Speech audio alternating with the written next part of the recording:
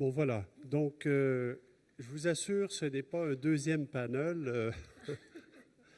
Vous en avez eu un aujourd'hui. Maintenant, ce qu'on souhaitait faire, c'était simplement, en quelques minutes, profiter de cette occasion pour vous présenter dans les grandes lignes ce qui s'en vient au cours du congrès, dans les thématiques. Peut-être vous rappeler tout d'abord le fil rouge de ce congrès au niveau des thématiques, c'est qu'on cherchait depuis le départ, lors de nos discussions au sein du comité de pilotage, à assurer un équilibre entre ce qu'on appelle tourisme pour tous, durable et responsable. Donc, c'est une intégration suite à l'ouverture de l'OETS de ces questions de durabilité et de responsabilité, mais en gardant bien et en prenant bien sûr en compte toujours les questions liées à l'accès aux vacances et au tourisme pour le plus grand nombre. Les trois thèmes qui ont été choisis, que vous connaissez, sont en lien bien sûr avec les actions de... Oui, sont en lien, merci, avec les actions de l'OETS. Vous savez qu'on a des projets sur le tourisme des jeunes, sur l'innovation, qu'on a une commission sur le tourisme responsable et solidaire, mais aussi ont été choisis en lien avec l'intérêt manifesté par le gouvernement français et par la région ici, qui travaille aussi sur ces thématiques. Troisième considération d'ordre général qu'on voulait souligner aussi, c'est que pour ce congrès, on souhaitait privilégier un format plus dynamique. Donc, vous le remarquerez dans le programme, nous avons moins de temps en séance plénière et beaucoup plus d'ateliers, beaucoup plus de temps en atelier. Et d'ailleurs, la préparation des ateliers a été faite un petit peu différemment des autres années, où on a demandé aux modérateurs de préparer des questions, d'essayer de provoquer un débat, une animation, plutôt que simplement avoir une succession de présentations PowerPoint. Donc ça, c'est un aspect sur lequel on a travaillé. On verra les résultats, mais on voulait quand même vous le signaler. Alors voilà, donc à tour de rôle, on va vous dire quelques mots sur chacune des thématiques. Et on va donc commencer avec Marie-Odile sur la question de l'innovation. Alors, bonjour à tous. Donc, nous aurons à partir de demain matin, pour toute la matinée, une plénière qui va être consacrée à l'innovation et la créativité. Je ne vais pas revenir sur les raisons pour lesquelles on a souhaité mettre l'innovation à l'ordre du jour du congrès. Je pense qu'Emma Delfaux vous l'a parfaitement expliqué dans son introduction tout à l'heure. Donc, nous aurons en fait pour organiser cette matinée deux grands témoins qui vont ouvrir les débats, un peu comme nous l'avons fait tout à l'heure. Donc, Monsieur Xavier Ducrest de Villeneuve, qui est le directeur France d'Handicap International, une ONG que vous connaissez, je pense, tous très bien, ainsi que Henrik Lopez, qui est le directeur de la maîtrise universitaire en gestion des entreprises touristiques du campus CETT de l'Université de Barcelone. Alors, normalement, voilà, ils sont à l'écran derrière vous. Donc, grosso modo, en fait, ces deux personnes auront à peu près chacune 15 à 20 minutes pour présenter leurs interventions, puis une série de questions. Donc, tout ça devrait durer à peu près 45 minutes. Et ensuite, oui, même un petit peu plus, peut-être, non, 45 minutes. Et ensuite, nous vous proposons de discuter en atelier simultané de 3 thèmes. Donc, l'atelier numéro 1 sera consacré à la data, comment et pourquoi mieux l'utiliser. L'atelier numéro 2 sera consacré à l'innovation et l'enrichissement de l'offre, comment faire vivre une destination, une expérience, et puis quelle valorisation du territoire au-delà de l'innovation technique.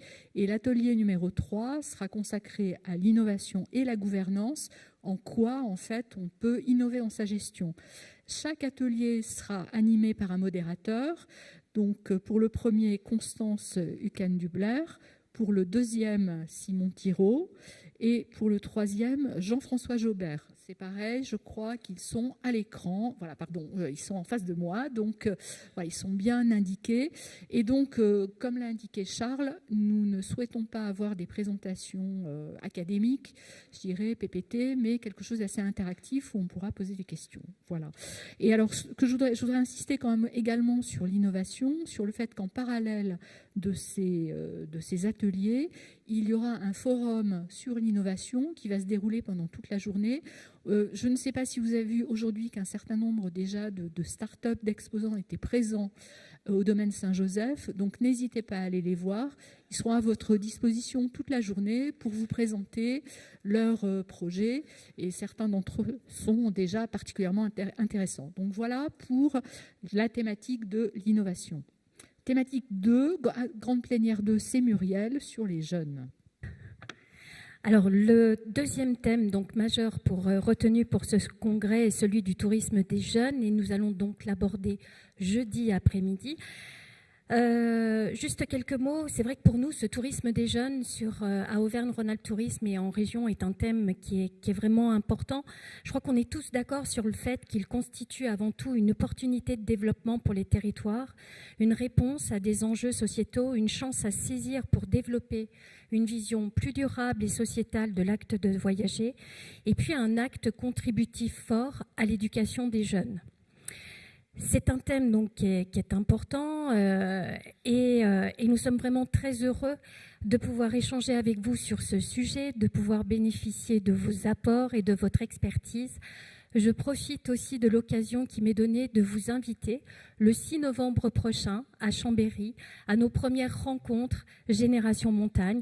Voilà, on est une région Auvergne-Rhône-Alpes, 70% de notre territoire c'est de la montagne. On a une problématique de renouvellement générationnel des clientèles, les jeunes et la montagne. Comment on redéfinit une attractivité du territoire pour eux, une offre touristique. C'est l'avenir de l'économie de nos territoires qui est en jeu. Donc j'espère vous retrouver très nombreux le 6 novembre à Chambéry. Et je suis bien sûr, ainsi que Lionel Flasseur, à votre disposition pour échanger avec vous sur ce sujet. Alors le grand témoin, demain après-midi, Russ Edge, qui est le président de Hostelling International, USA, merci, la plus grande et principale marque d'auberges de jeunesse des États-Unis. Il partagera avec nous sa vision du voyage des enfants et des jeunes, l'outil d'aide à l'émancipation, je vais y arriver, qu'il constitue, c'est un thème qui lui est cher, le pouvoir de transformation qu'il véhicule par l'ouverture à l'autre et à d'autres univers, et puis le levier d'apprentissage également. 3 ateliers simultanés, donc Russ Edge va intervenir entre 14h et 14h45, même format que pour le précédent atelier, une présentation et puis un temps d'échange avec vous. Comme vous l'a dit Marie-Odile, on a voulu que les sessions soient très dynamiques. Ensuite, 3 ateliers simultanés vont se dérouler. Le premier, comment mieux répondre aux attentes des jeunes voyageurs. Et le modérateur sera Annabelle Franco, qui est directrice générale de Kermed. Participeront Luc Greffier, Nora Volini et Christelle Lepoudre, une de mes collègues. Donc, je suis très heureuse aussi que toute l'équipe une partie de l'équipe soit présente. Le deuxième atelier sera sur l'offre touristique pour les jeunes. Le modérateur sera Jean-François Simon, délégué général d'Étiquetable France. Seront présents, donc vous avez je pense la liste qui doit s'inscrire, Patrick Drouet, Lionel Flasseur, Gladys Ormeno-Sposo, Benoît César et Francisca Retamal. Et puis le troisième atelier, l'implication des jeunes dans le tourisme, l'engagement volontaire des jeunes, la place du volontariat et du collaboratif. Et là, le modérateur sera Vincent Bérubé, administrateur des auberges de jeunesse du Saint-Laurent, et la participation de Caroline Mignon, Philippe Moretti, Bruno Moléa et Loïs Alejandro Davila. Voilà pour moi. Et pour compléter cette journée, c'est indiqué dans votre programme, un atelier spécial vous est proposé par Visit Flanders sur toute la question du storytelling, Connect Your Story. Donc, c'était mentionné hier à l'occasion de la réunion de la section Europe. Mais donc, tous les gens intéressés par ça, il y aura un workshop spécial de 17h15 à 19h, animé par l'équipe de Visite Flanders, qui propose d'ailleurs aussi un petit journal qui a déjà été distribué aujourd'hui et qui sera distribué demain et vendredi. Donc, on les remercie aussi pour cette initiative. Voilà, on envoie la botte. Donc, vous aurez l'occasion de les croiser aussi dans la zone village exposant. Je pense que c'est intéressant, non seulement comme animation, mais aussi comme apport aux différentes réflexions. Donc, pour le vendredi, développement équilibré des territoires, le grand témoin, notre président l'a mentionné, c'est le chef Benki Piyako, leader spirituel et politique d'Amazonie, défenseur des peuples indigènes sur toutes les questions politiques, économiques et culturelles. C'est une grande chance que nous avons d'avoir cet invité de grande marque qui fréquente les tribunes des Nations Unies. Et on doit remercier Lionel Flasseur et le comité régional du tourisme, le CRT, pour les contacts qu'ils ont pu établir et aussi l'organisation de leur venue à Lyon. Donc, je crois que ce sera un moment très fort de notre congrès d'avoir cette personnalité qui va nous exposer sa vue sur les actions qu'il mène et sa perception du tourisme. S'en suivront donc 3 ateliers simultanés. Un sur une question dont on a beaucoup parlé, la surcapacité, surcharge touristique, qui sera animé par Mauricio D'Avoglio, président de l'Association italienne pour le tourisme responsable, avec des intervenants qui sont sur le terrain, notamment d'Espagne, de la ville de Barcelone, représentants de Venise, du CESC Sao Paulo au Brésil, de la Flandre en Belgique et aussi de la Catalogne, avec aussi un apport d'un consultant provenant de Belgique. Donc, je pense que ça va être intéressant de voir ces confrontations, ces échanges d'idées pratiques pour voir quelles solutions proposer dans les destinations et les sites.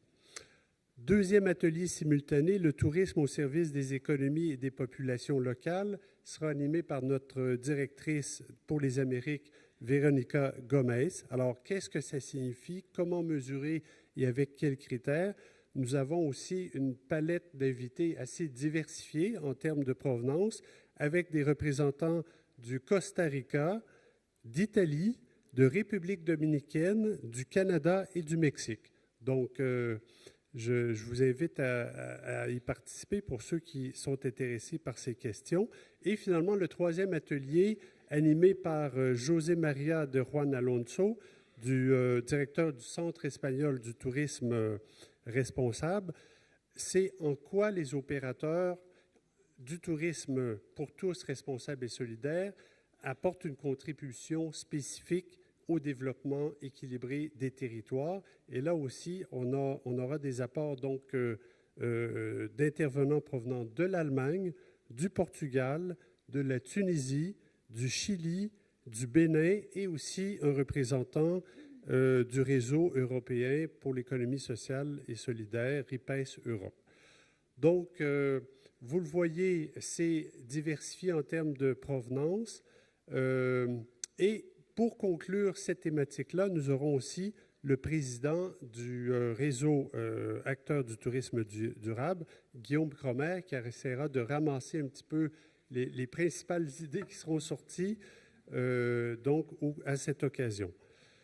Voilà un petit peu donc ce qu'on voulait vous dire sur les thèmes. Et bien sûr, il y aura une séance de clôture avec quelques invités, des annonces aussi pour des événements à venir. Ça a déjà été mentionné par la vice-ministre du tourisme pour le Pérou en vue d'un futur congrès, mais il y aura aussi un représentant du Costa Rica et un représentant français pour le prochain Forum international du tourisme solidaire.